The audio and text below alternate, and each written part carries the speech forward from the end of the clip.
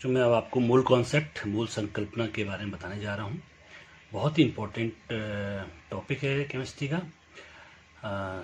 Basic चीज़ें, इसमें कई चीज़ें हम देखेंगे आज, और इसके आधार पर भी हम परमाणु भार और अणु भार को डिफाइन करेंगे। मोल क्या होता है? मोल एक प्रकार की इकाई है, अंतर्राष्ट्रीय एसआई यूनिट की इकाई, जिसे आपने फिजिक्स में metre, second, kilogram, candela, ampere आदि, इनको आपने एसआई यूनिट की इकाई को समझते हैं। उसी प्रकार मोल भी क्या है? इकाई है। जैसे केला है, एक दर्जन केला है, 20 को हम स्कोर बोलते हैं। उसी प्रकार मोल भी एक प्रकार की इकाई है, जिसको असल में मोल क्या है? मोल जर्मन शब्द से लिया गया है। जर्मन में मोल को ढेर कहते हैं, एच हीप, हीप यानी ढेर कहते हैं। ठीक हो गया? यानी कि मोल आ गया,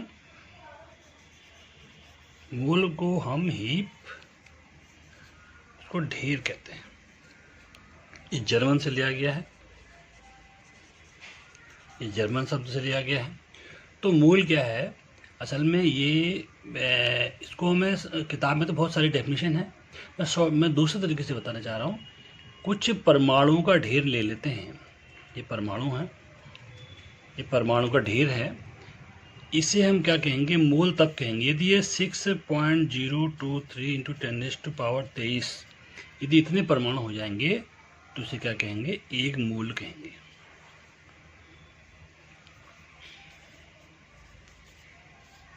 ठीक है, एक मोल परमाणु हो गया। ये एक मोल क्या हो गया? परमाणु। इसी प्रकार यदि 6.023 अणु हो जाएंगे, है ना, 6.023 गुणा 10⁻23 अणु हो जाएंगे तो एक मोल अणु हो जाएगा। ठीक है, तो एक मोल परमाणु का भार ग्राम परमाणु भार कहलाता है। इसे कहेंगे ग्राम परमाणु भार भी कहते हैं। अभी ने परमाणु भार की डेफिनेशन, ग्राम परमाणु भार, ग्राम अणु भार की डेफिनेशन पहले पढ़ चुके हैं। यहाँ भी हम इसको ग्राम परमाणु भार और इसे कहेंगे ग्राम अणु भार।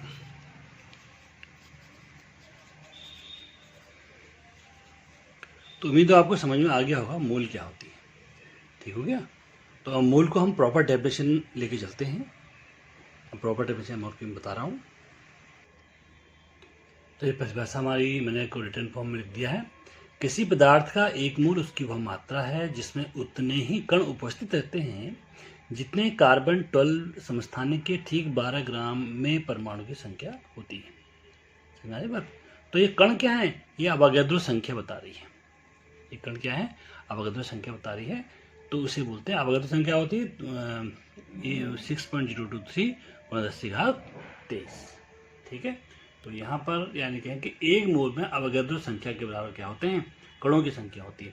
अब ये क्या होता है? परमाणु में परमाणु की संख्या हो जाएगी, अणु में अणुओं की संख्या हो जाएगी, आयन में आयनों की संख्या हो जाएगी, और यदि इलेक्ट्रॉन, कुल कितने इलेक्ट्रॉन हैं एक परमाणु में, तो इलेक्ट्रॉन की संख्या भी हम कुल निकाल सकते हैं कि उतने ग्राम परमाणु भार में या अणु भार में कितने इलेक्ट्रॉन की संख्या होगी।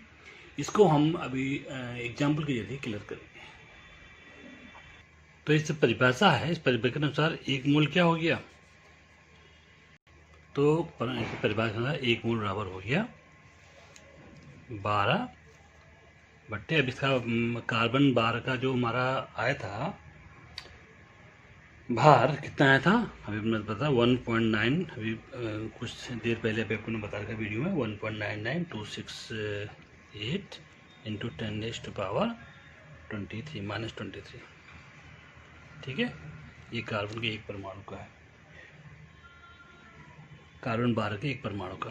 तो इसे कैलकुलेट करते हैं तो आएगा 6.023 गुणा 10⁻23 आ गया। ठीक है, इसे बोलते हैं अवोगाद्रो नंबर। ये क्या हो गया? Avogadro number. इसे अवोगाद्रो संख्या बोलते हैं। इसका प्रयोग काफ़ी आएगा, अवोगाद्रो संख्या ध्यान रखें। इसे कहीं कहीं Na से रिप्रेजेंट करते हैं। ठीक है ना, इसे Na से। तो ये हमारा मोल कॉन्सेप्ट हो गया। कुछ फॉर्मूले हैं, मैं फॉर्मूले आपको बताने जा रहा हूँ, उससे भी हम न्यूमेरिकल सॉल्व करेंगे। किसी पदार्थ के मोलों की संख्या को हम निकाल सकते हैं पदार्थ का द्रव्यमान, पदार्थ की मात्रा, यानी कि पदार्थ की किसी मात्रा में कितने मोल हैं, ठीक है ना। पदार्थ की मात्रा ग्राम में डिवाइडेड बाय पदार्थ का ग्राम मोल।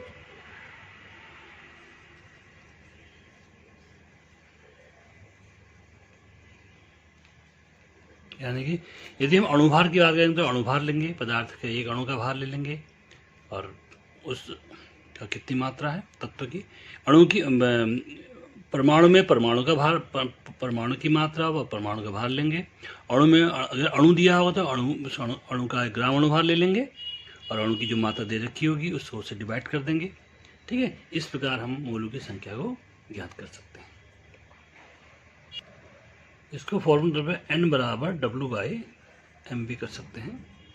अणुभार हो गया, परमाणु भार है अणुभार। यदि परमाणु की संख्या निकालनी है, यदि हमें परमाणुओं की संख्या निकालनी है, कितनी परमाणु की संख्या है, तो क्या मोल को हम क्या कर देंगे, अवोगाद्रो नंबर से मल्टीप्लाई कर देंगे। पहले मोल निकाल लेंगे और अवोगाद्रो संख्या से क्या कर देंगे, गुणा कर देंगे। परमाणु अणु की संख्या भी अणु के मूल और अवोगाद्रो नंबर से गुणा करेंगे। आयनों की संख्या आयन के मूल और क्या करेंगे, अवोगाद्रो संख्या से मल्टीप्लाई करेंगे। तो ये परमाणु है, यहाँ पर नहीं, परमाणु के स्थान पर हम कुछ भी ले सकते हैं। अणु, आयन, इलेक्ट्रॉन की संख्या, उसको भी हम ले सकते हैं, बाद में देखेंगे कैसे हम इसको ले रहे हैं। इसी प्रकार एक नई चीज़ हमारी गैस का आयतन हम निकालते हैं। तो गैस का आयतन निकालना है तो 22.4 डिवाइडेड बाय अवोगाद्रो संख्या।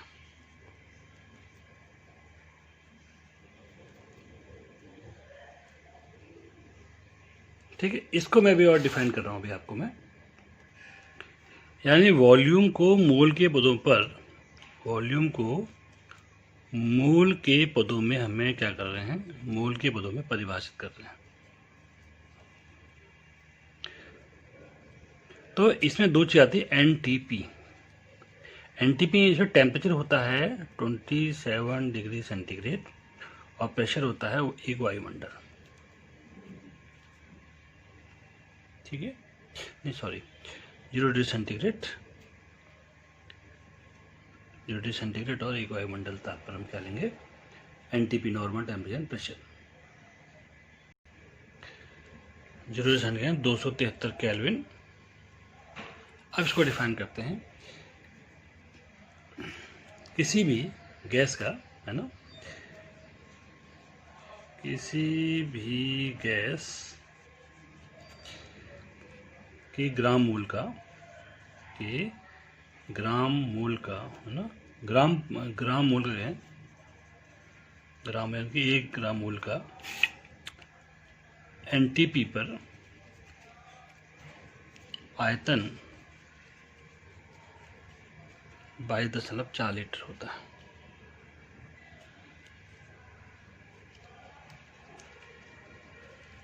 ये हमारा हो गया, यानी कि हम वॉल्यूम की मतलब मोल को वॉल्यूम के टर्म्स से हम इस प्रकार क्या कर सकते हैं, लिख सकते हैं, ठीक है। तो ये हमारा मूल कॉन्सेप्ट का कुछ स्टार्टिंग का हो गया, इसे आप देख लीजिए। अब मैं आपको कुछ प्रैक्टिस करा रहा हूँ तो ज़्यादा अच्छी तरीके से समझ में आएगा, ठीक है। इस मोल को अब हम एक तरीके से और डायग्राम के जरिए से समझ रहे हैं, न्यूमेरिकल से पहले थोड़ा सा। ये मोल है, ठीक है, इसे हम 1 मोल कह रहे हैं। असल में 1 मोल क्या है, यदि हम वॉल्यूम के टर्म्स में लेते हैं तो किसी गैस का एनटीपी पर 22.4 लीटर का जो आयतन होता है उसे क्या कहेंगे, 1 मोल कहेंगे, ठीक है। या दूसरे में कहें 6.023 गुणा 10⁻23 कणों का या परमाणुओं का या अणुओं का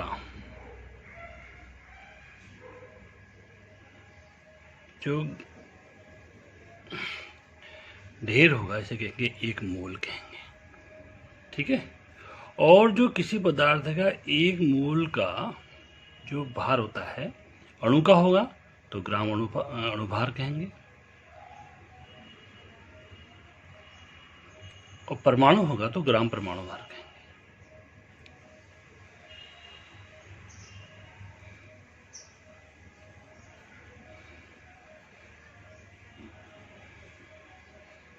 ठीक है।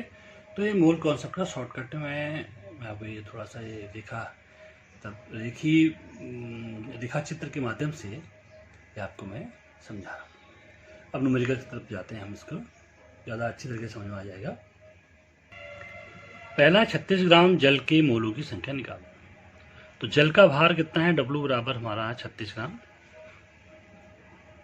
और जल हमें पता है, जल का फॉर्मूला पता है, जल का जो अणुभार होता है वो 18 होता है।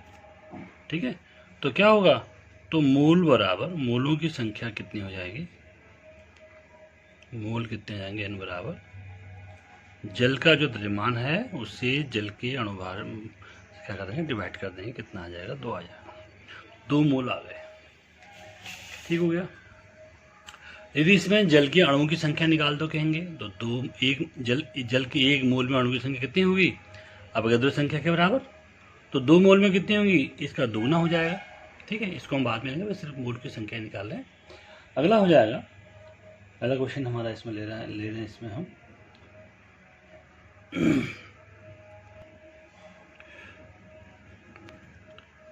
49 ग्राम H2SO4 में मोलों की संख्या।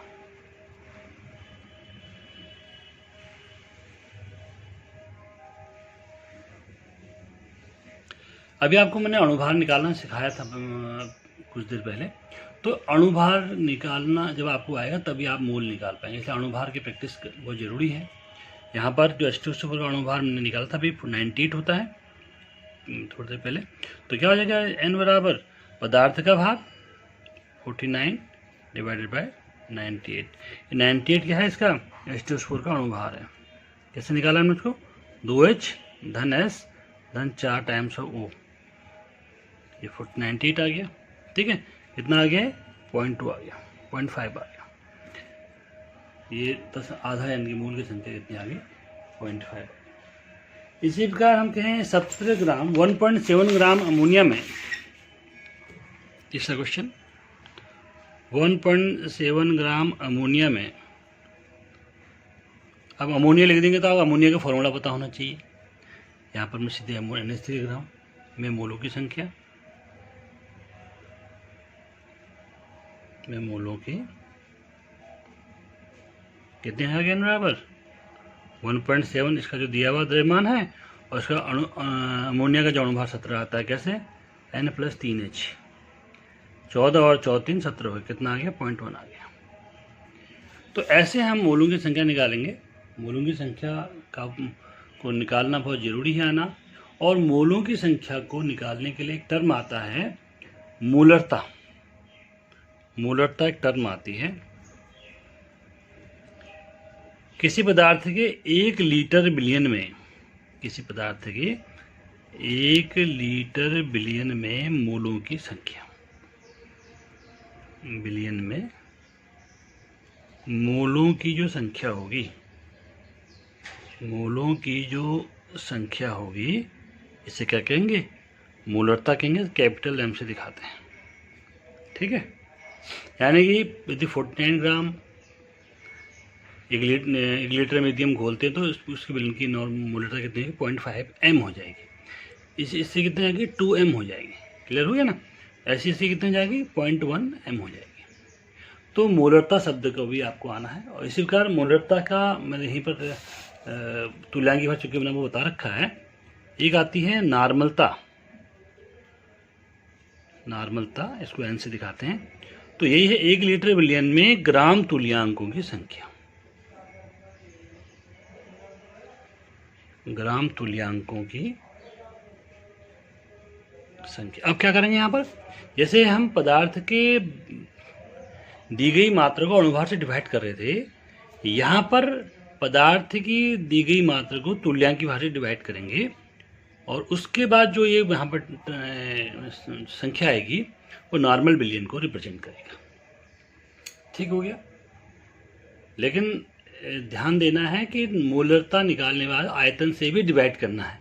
यदि कहा जाए कि 2 लीटर बिलियन में यदि 1.7 ग्राम, यदि मैंने कहा कि 1.7 ग्राम अमोनिया 3 लीटर बिलियन में घुला हुआ है, तो इसकी क्या निकालो, मोलरता निकालो। तो क्या करेंगे, इसके मूल तो निकालेंगे। एन कितना आ गया, 0.1 आ गया। लेकिन यहाँ मोलरता निकालने के लिए क्या करेंगे, आयतन से डिवाइड करेंगे, 0.1/3 करेंगे। ध्यान देना, इस बात का ध्यान रखना कि 1 लीटर बिलियन में है। तो मोलरता नॉर्मलता को हमने यहीं पर समाप्त कर दिया है। बाकी हम अगली क्लास में इसको पढ़ेंगे। ठीक हो गया।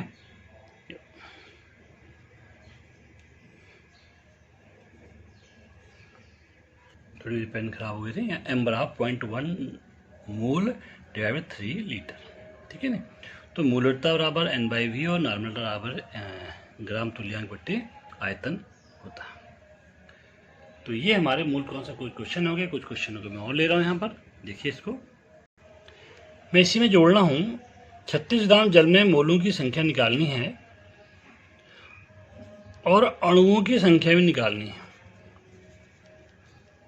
अणुओं की संख्या भी निकालनी है। तो क्या होता है कि ये हमारा जल का एक अणु है। जल के एक अणु में इतने मोल हैं, तो एक मोल में अणुओं की संख्या कितनी होती है, इतनी होती है 6.023 × 10⁻23। तो इस अणु की संख्या हो जाएगी 2 × 6.023 × 10⁻23 अणु आ जाएंगे। यानी जल के इतने अणु हैं। ठीक है। 36 ग्राम जल में जल के अणु की संख्या इतनी हो जाएगी। यदि इसने परमाणु की संख्या पूछता है बाय द वे, तो जल के एक अणु में परमाणु संख्या कितनी है, 3 है। 1 ऑक्सीजन का परमाणु, 2 हाइड्रोजन का परमाणु। ठीक है ना। तो कुल परमाणु संख्या कितनी हो जाएगी, इस पूरे को 3 से मल्टीप्लाई करोगे, तो जल में परमाणु की संख्या आ जाएगी। क्लियर हो गया। इसी प्रकार 49 ग्राम H2SO4 में मोलों की संख्या 0.5 यदि हमारी आई है, तो अणुओं की संख्या यदि हम इसमें कहेंगे, यदि अणुओं की संख्या यदि निकालने को पूछ रहा है,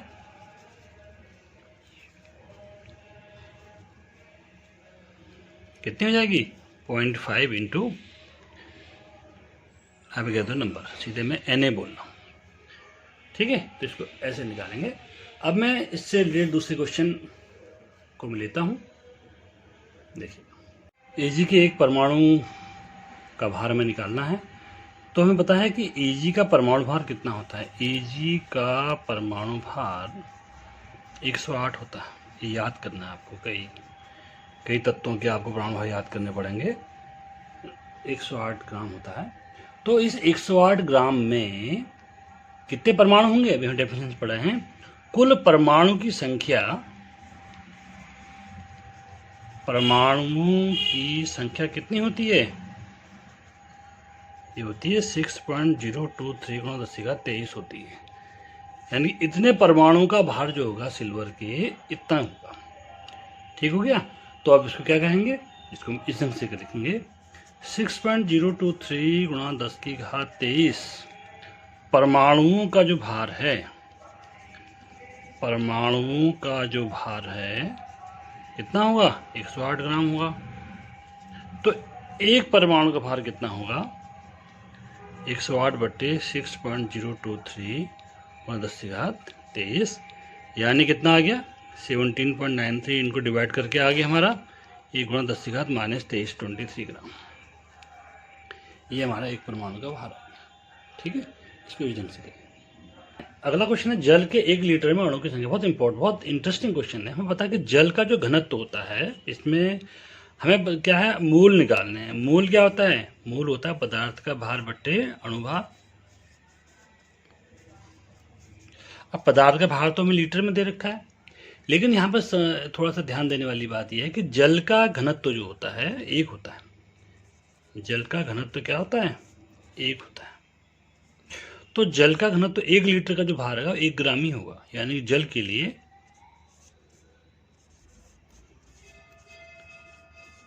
जल के लिए कितना हो जाएगा, 1 लीटर बराबर 1 kg बराबर 1000 ग्राम। ठीक हो गया। जल के लिए क्योंकि घनत्व तो डी कितना है इसका, डी। तो यहाँ पे क्या जल का भार कितना ले लिया हमने, यहाँ पर 1000 ले लिया। अणुभार कितना है इसका, 18 है। कितना आ जाएगा, 55.5 की मोल आ जाएंगे। ये मोल आ गए जल के मोल। और जल की अणु संख्या निकालने में क्या करेंगे, 55.5 को किससे मल्टीप्लाई कर देंगे, आगे दो नंबर से मल्टीप्लाई कर देंगे, 6.023 गुणा 10⁻23। इतने अणु हमारे जल के होंगे 1 लीटर में। ठीक है।